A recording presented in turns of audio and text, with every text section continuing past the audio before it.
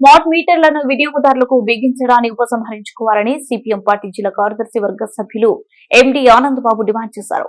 CPM party మండల committee ఆధ్వర్యంలో గోనెగంట మండల కేంద్రంలోని విద్యుత్ సబ్ స్టేషన్ కార్యాలయం దగ్గర స్మార్ట్ మీటర్లకు వ్యతిరేకంగా ఆందోళన నిర్వహించి విద్యుత్ ఏఈ సుధాకర్ రావుకు వినతి పత్రం అందజేశారు.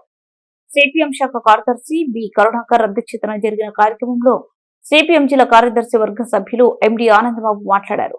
స్మార్ట్ మీటర్లను బిగించడం వల్ల ప్రజలపై భారాలు పడతాయని, భవిష్యత్తులో సెల్ ఫోన్ కు, టీవీలకు రీఛార్జ్ చేసుకునే విధంగా విద్యుత్ కు కూడా రీఛార్జ్ చేసుకునే విధానం వస్తుందని, దీనివల్ల ప్రజలకు తీవ్ర ఇబ్బంది కలుగుతుందన్నారు.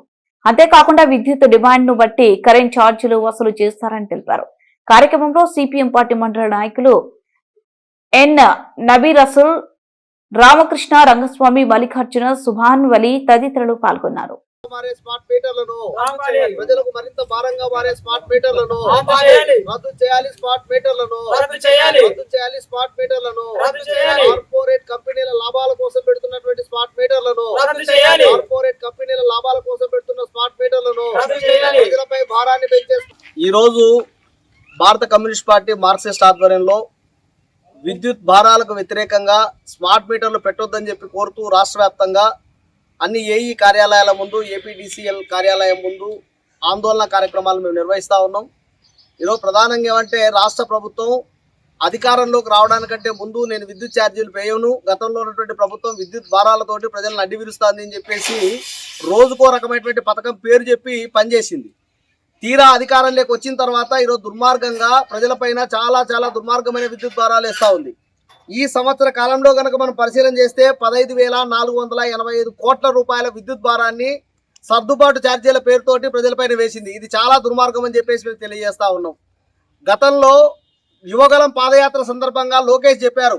స్పష్టంగా ఆయన చెప్పింది ఏమంటే, ఎవరైనా స్మార్ట్ మీటర్లు మీకు పెట్టడానికి వస్తే అవసరమైతే మీరు స్మార్ట్ మీటర్లు పగలగొట్టండి అని చెప్పేసి యువగలం పాదయాత్రలో లోకేష్ గారు పిలిపించారు. మరి ఏమైంది మీ పిలుపు అని చెప్పేసి మేము అడుగుతా ఉన్నాం.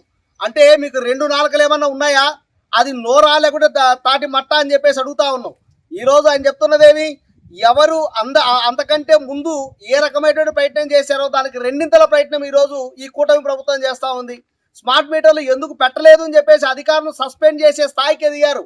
అంటే అధికారం రావడానికంటే ముందు ఒక మాట, అధికారంలోకి వచ్చిన తర్వాత రెండో మాట మాట్లాడేటువంటి ప్రయత్నం ఈ కూటమి ప్రభుత్వం చేస్తూ ఉంది.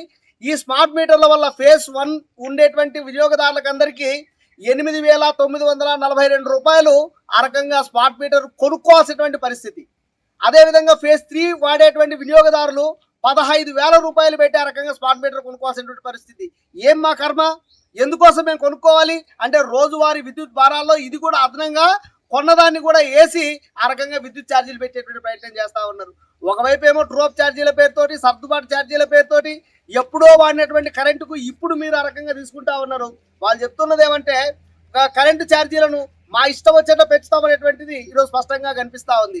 దానికి తోడు ఈ స్మార్ట్ మీటర్లే కనుక వచ్చినాయనుకో, మన సెల్ ఫోన్లో ఎట్లయితే మన రీఛార్జ్ అయిపోతే ఎట్లా ముందస్తు రీఛార్జ్ చేసుకుంటామో ఆ రకంగా రేపు స్మార్ట్ మీటర్లో విద్యుత్ కోసం ఆ రకంగా